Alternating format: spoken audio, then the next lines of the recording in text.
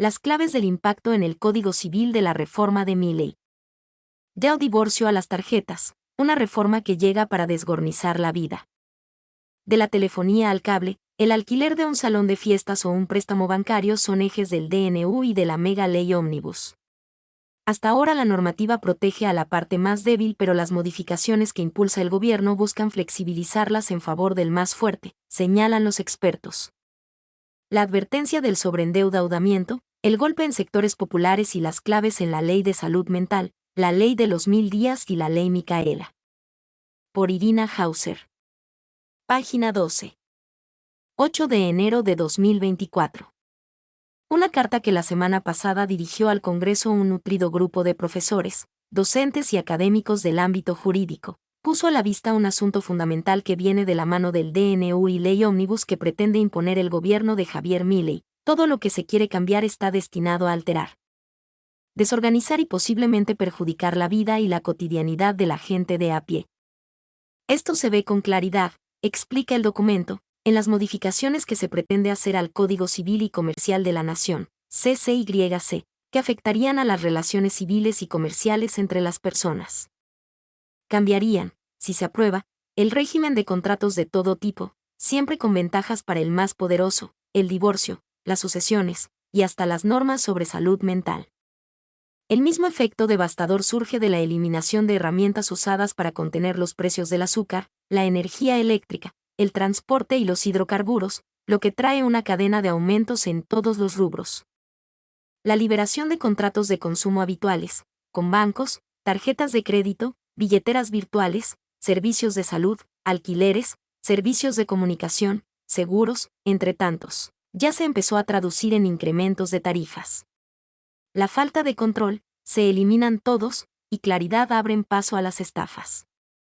Es posible que, en este escenario, que muchos se endeuden o sobreendeuden para vivir y será con un sistema letal, que no perdonará la mora a consecuencia de la inflación. Habrá que mirar la letra chica de todo. Cambiar o eliminar costumbres y consumos. La jurista, es jueza de la Corte Mendocina y exintegrante de la Comisión Redactora del Código Civil y Comercial, convertido en ley en 2014, Aida Kemelmajer de Carlucci, explica el sentido de las modificaciones a partir de los pilares de la Revolución Francesa, base del constitucionalismo moderno. Las reformas impulsadas por el gobierno se hacen sobre la supresión de la igualdad, pluralismo en las relaciones e igualdad real, no solo formal, y la fraternidad, solidaridad. Pretenden quedarse solo sobre la libertad, como autonomía de los sujetos. Sin embargo, en la sociedad no somos todos iguales. Un ejemplo simple, hay empresas más fuertes y menos fuertes, y hay situaciones que requieren de la solidaridad.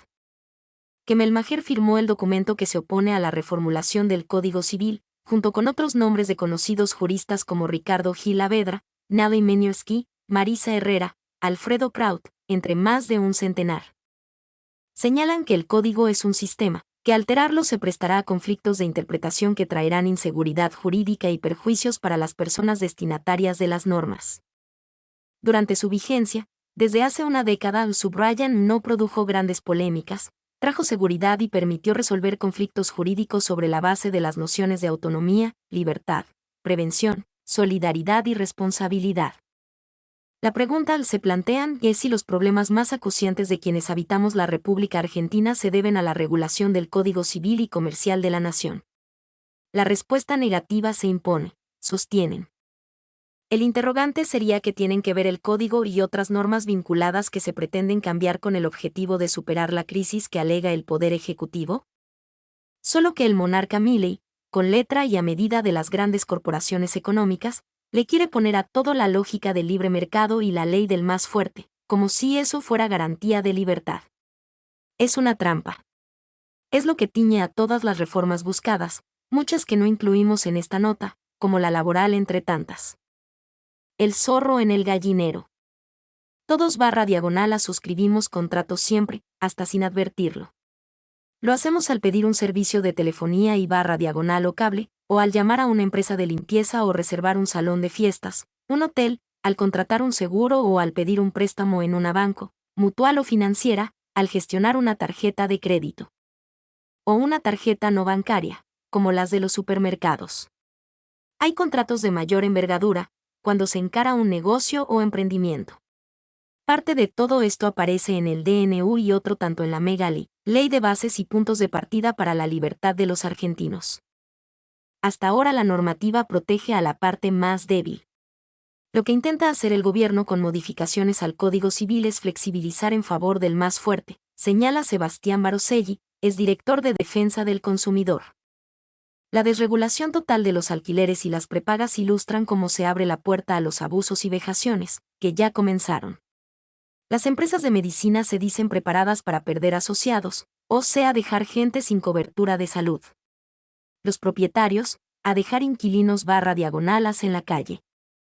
Cuando se publicó el DNU, el asesor sin cargo Federico Sturzenegger dijo exultante que el eje está en artículo 958 del CCYC que hasta ahora dice así: las partes son libres para celebrar un contrato y determinar su contenido, dentro de los límites impuestos por la ley, el orden público, la moral y las buenas costumbres.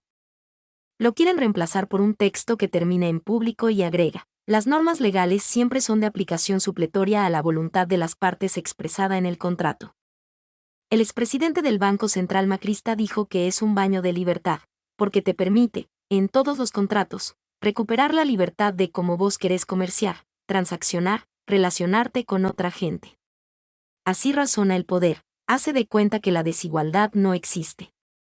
El artículo 1004 del Código habla del objeto de los contratos.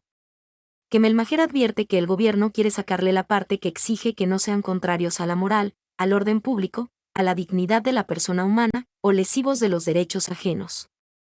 El proyecto lo repite en varios artículos porque el objetivo es limitar la intervención de jueces.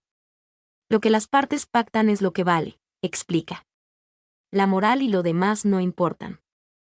En franquicias o concesiones, advierte, quieren quitar del artículo 1011 que la parte que decide la rescisión debe dar a la otra la oportunidad razonable de renegociar de buena fe, sin incurrir en ejercicio abusivo de derechos. Esto existe y dice porque no hay igual poder de negociación. Una fábrica de autos es más fuerte que el agenciero. Imaginemos a un despedido /diagonala tratando de hacer algo con su indemnización. Si la hay, ¿se pondrá un equivalente al videoclub de los 90 con un contrato leonino? Intereses y consumos. A la exjueza Kemelmacher le preocupa la posible alteración del artículo 771 que se refiere a los intereses que hacen crecer las deudas de manera exponencial. Hasta ahora los jueces pueden reducir los intereses sumados al capital cuando resulten excesivos, pero la intención de la reforma es que diga que solo se puede hacer si el deudor /diagonala inicia una demanda para eso y no está en mora, lo que es absurdo porque el aumento de intereses se produce cuando se incumplen plazos. En un contexto de alta inflación la desventaja de quien adeuda es obvia. Al extremo si la deuda es en dólares. Baroselli explica que esa norma aplicaría, entre otros ejemplos, a deudas en el rubro de préstamos y tarjetas. A lo que se suma que el DNU elimina los límites al interés punitorios por demoras en el pago y elimina el tipo de tasa que se cobra a los comercios. Todo está dado para generar sobreendeudamiento, más aún en sectores populares, ya que se liberarán créditos con mutuales que suelen tomar personas ya endeudadas con el mercado financiero o que no acceden al mercado de los bancos. Desde el ángulo del consumo, Baroselli señala que el proyecto de ley elimina institutos que hacían de contención de precios para el mercado interno en lo que se refiere al azúcar, la energía eléctrica, el transporte, a los hidrocarburos, nafta. Al liberalizar el mercado aumentan los precios. Lo mismo pasa con la derogación de la ley que establecía un precio uniforme de venta de libros al público. Avisora un gran problema con el permiso de reventa de entradas para espectáculos deportivos, que llevarán a multiplicar los precios de manera exponencial. Hay flexibilizaciones de regulaciones para evitar fraudes, agrega a sus ejemplos en áreas como los seguros y el turismo estudiantil. El DNI ya de por sí liberó de controles a las agencias de viaje, lo que propicia los fraudes digitales. Otra vez, la desigualdad. Divorcio y sucesiones. El proyecto presenta una suerte de revolución del divorcio que exalta la libertad individual y lo que se supone hacen otros países. Primero dice que existe posibilidad para los cónyuges de solicitar la disolución del vínculo matrimonial con la sola presentación ante el mismo órgano administrativo que celebró el matrimonio civil, sin necesidad de intervención judicial. Cuando introduce la nueva redacción del artículo 435 del Código Civil, dice que el lugar para presentarse es el órgano administrativo del último domicilio conyugal. O sea, no está claro a dónde ir a divorciarse. Las abogadas Natalia de la Torre y Marisa Herrera relevaron sistemas de países iberoamericanos donde existe ese tipo de disolución matrimonial, pero son pocos y el divorcio administrativo solo existe en México y Perú. En modelos similares se requiere asistencia de un abogado/diagonal. Pero, algo central, no es viable si la pareja tiene hijos menores o mayores con incapacidad. O se suman procesos que incluyen la escucha del niño/diagonal conforme a su edad, la participación de defensores/diagonalas o asesores/diagonalas de familia, y la tramitación judicial de las cuestiones ligadas a la responsabilidad parental, deberes y derechos de los progenitores sobre el cuidado de hijos/diagonalas. Milley lo ignora. Para justificar los cambios se parte de la falacia de que los trámites son lentos y serán más baratos. El divorcio express ya existe y es sencillo. Algo similar pasa con las sucesiones. El proyecto abre la opción de hacerlas ante escribano cuando todos los herederos están de acuerdo y son mayores de edad. Es un lobby de los escribanos y puede ser oneroso. Siempre es peligroso sacar a los jueces naturales. Puede haber consecuencias jurídicas. Y si aparece otro heredero/diagonal hijo no conocido, dice Adriana Coliqueo, presidenta del Colegio de la Abogacía Avellaneda Lanús. Señala, como otros abogados/diagonalas que se los relega en su función de asesorar y garantizar los derechos. Salud mental. El mamotreto de 664 artículos que promete la libertad de los argentinos anuncia una reforma de la Ley de Salud Mental, de 2010, cuya base es el respeto a los derechos humanos y la llamada desmanicomialización.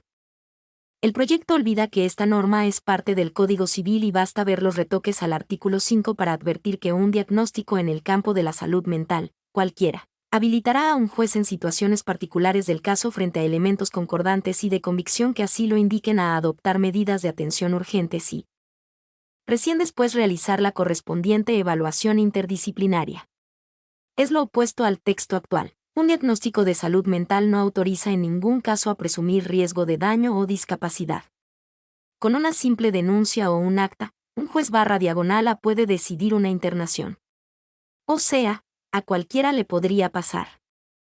Más aún en un contexto de crisis, incertidumbre económica y violencia generada desde el propio gobierno. En la versión Milley, las personas con problemas de salud mental no son sujetos de derecho, capaces de tomar decisiones, de opinar y de vivir en comunidad. Vuelve el prejuicio de la peligrosidad. Los cambios allanarían el camino al encierro y su perpetuidad. El artículo 27, que prohibía crear nuevos manicomios, neuropsiquiátricos o instituciones de internación monovalentes y que disponía que se debían generar sistemas de apoyos múltiples y acompañamiento, vuela de un plumazo. Los clásicos lugares de internación, dice, funcionarán según alguna nueva reglamentación. Todo a contramano de los estándares de la OMS, la OPS y la Convención de las Personas con Discapacidad. Todo a contramano de la libertad. 1000 días y Ley Micaela. El colectivo federal Derecho de Familia analizó y alertó sobre los retrocesos que traerían los cambios pretendidos por el gobierno de Javier Milei en la conocida como de 1000 días y la Ley Micaela. La Ley 27.611 busca, en su versión vigente, fortalecer el cuidado integral de la salud y la vida de las mujeres y otras personas gestantes, y de los niños y las niñas en la primera infancia. En cumplimiento de los compromisos asumidos por el Estado en materia de salud pública y derechos humanos de las mujeres y personas con otras identidades de género con capacidad de gestar, y de sus hijos e hijas, con el fin de reducir la mortalidad, la malnutrición y la desnutrición, proteger y estimular los vínculos tempranos, el desarrollo físico y emocional y la salud de manera integral, y prevenir la violencia. Prevé, para empezar, atención integral de la salud a las mujeres y otras personas gestantes, y de los niños y niñas hasta los 3 años de edad. La propuesta de reforma es fortalecer el cuidado integral de la salud de las madres en situación de vulnerabilidad y de los niños desde el momento de su concepción hasta los 3 años, con el fin de reducir la morbimortalidad materno e infantil, la malnutrición y desnutrición, la protección y estimulación de los vínculos tempranos, y el desarrollo físico y emocional. La abogada Natalia de la Torre señala que es fácil ver que se elimina del texto toda mención a las obligaciones del Estado en materia de salud pública y derechos humanos de las mujeres y otras personas con capacidad de gestar. Se elimina la inclusión de personas gestantes en violación a la Ley 26.743 de identidad de género. Se aprovecha para introducir en el texto una mención que es contraria a la ley de aborto, en la frase, desde la concepción. Así, buscarían caminos para empujar discusión, confusión sobre el tema y desalentar el aborto legal. El proyecto agrega el artículo 3 bis que dice que una de las políticas públicas es promover en todo el país la detección y asistencia a la madre embarazada y su hijo por nacer. En el artículo 29 insiste en que habrá detección activa y registro de mujeres en situación de vulnerabilidad que estando embarazadas carecen de control médico. En el 31 informa que el Poder Ejecutivo Nacional le dará a los gobiernos locales bases de datos en conformidad con la Ley N. Grados 25.326, de protección de datos, que les sirvan de fuente y referencia para la detección activa de embarazadas en situación de vulnerabilidad. Hay una intención de búsqueda y persecución, alerta de la Torre. Asterisco La ley Micaela lleva ese nombre por Micaela García, una joven de 21 años, entrerriana, que fue víctima de femicidio.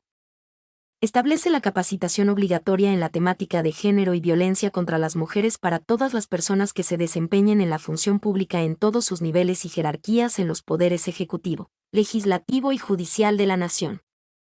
El gobierno de Javier Milei propone que indique la capacitación obligatoria en la temática violencia familiar y contra la mujer y solo para quienes se desempeñen en la función pública en los organismos competentes en la materia. Borran el enfoque y perspectiva de género, así como el de derechos humanos. No hablan de violencia por razones de género, sino que dicen violencia intrafamiliar y que dejaría de ser obligatoria para los tres poderes, apunta de la Torre. La Fundación Micaela difundió un comunicado donde explica que se pretende cambiar el sentido de la ley.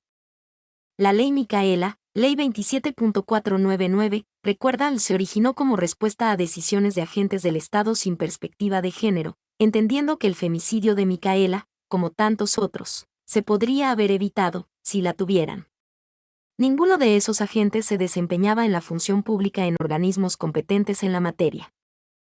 Repasa, ni el juez que le dio la libertad condicional al violador y femicida pese a informes que lo desaconsejaban.